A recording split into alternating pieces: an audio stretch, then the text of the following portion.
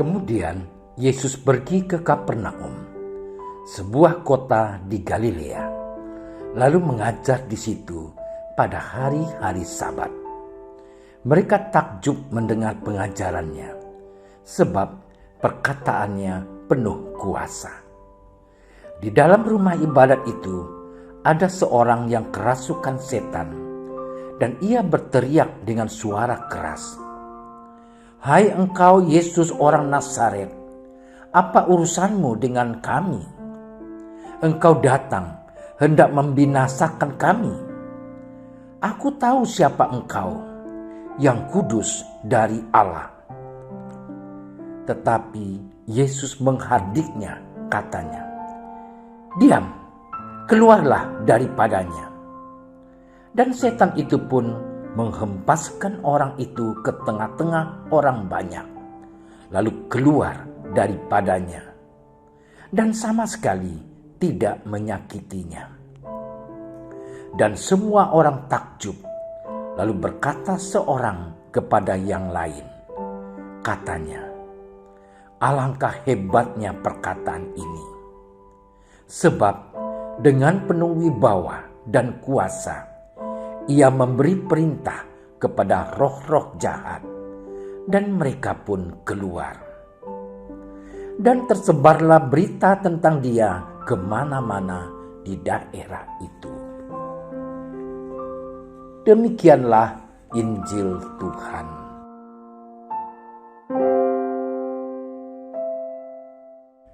Saudara-saudariku yang terkasih, dalam dunia modern sekarang ini, kita kadang-kadang bertanya, apakah benar ada sebuah kekuatan supranatural yang biasa kita sebut sebagai iblis atau setan, atau sebutan-sebutan lain yang diberikan kepada kuasa kegelapan?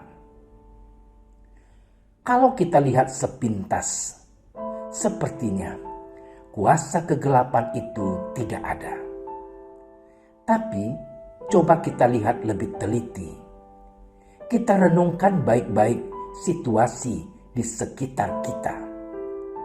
Kita dapat menemukan orang-orang yang punya kemampuan luar biasa untuk berbuat jahat, untuk meruntuhkan apa yang baik, untuk membuat bingung, mengacaukan, dan menghancurkan. Sepertinya kuasa-kuasa kegelapan itu memang ada. Saudaraku yang terkasih, kita sering melihat di sekeliling kita bahwa iman akan Allah yang benar sering menjadi lemah. Orang-orang pergi mencari orang pintar yang dapat menyediakan berbagai jenis pertolongan instan untuk mencari kedudukan penting, kehidupan yang kaya dan sejahtera, membuat orang lain tertarik dan terkesan pada kita. Kita masih bisa menemukan berbagai bentuk tahyul, tukang ramal, dan tukang baca garis tangan. Semua kuasa-kuasa kegelapan itu seakan hendak menentukan dan mengatur kehidupan kita.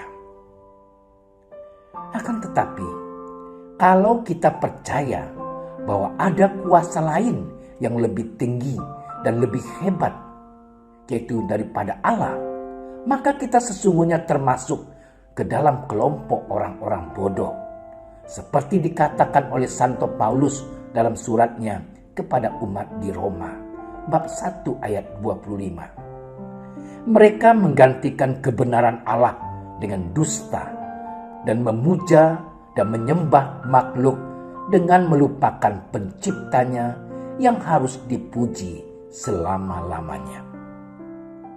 Dusta memang permainan yang biasa dimainkan oleh iblis. Ia adalah pendusta dan bapa pendusta. Sabda Tuhan Yesus dalam Yohanes bab 8 ayat 44. Pekerjaan lawan-lawan Allah adalah menyesatkan seluruh dunia. Maka saat Yesus digoda oleh iblis, ia mengingatkan iblis akan perintah Allah yang pertama. Engkau harus menyembah Tuhan Allahmu, dan hanya kepada Dia sajalah engkau berbakti.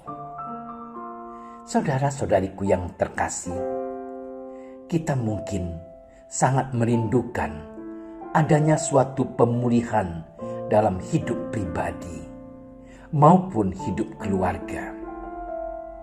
Hidup selama ini mungkin terasa ditekan, dihimpit, dibelenggu, atau bahkan dikuasai oleh bermacam-macam persoalan.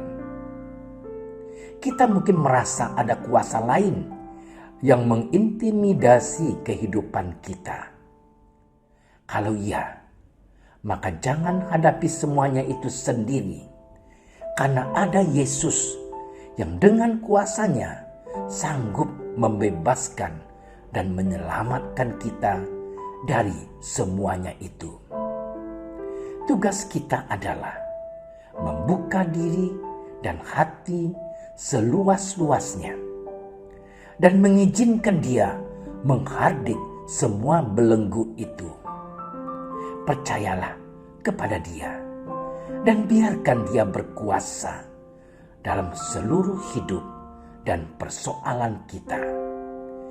Niscaya kita akan bebas dan merdeka.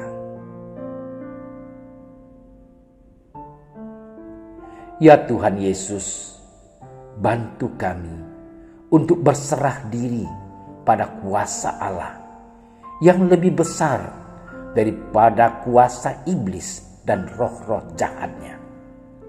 Kami mohon berkat dan pertolongan-Mu yang akan membawa kami kepada kemenangan iman. Amin. Terima kasih sudah menyaksikan renungan hari ini. Jangan lupa like, subscribe, dan aktifkan tombol loncengnya agar Anda yang pertama mendapatkan notifikasi updatean renungan harian dari Komsos Keuskupan Padang, dan bagikan ke sosial media agar saudara-saudara kita dapat mendengarkan dan merenungkan firman Tuhan.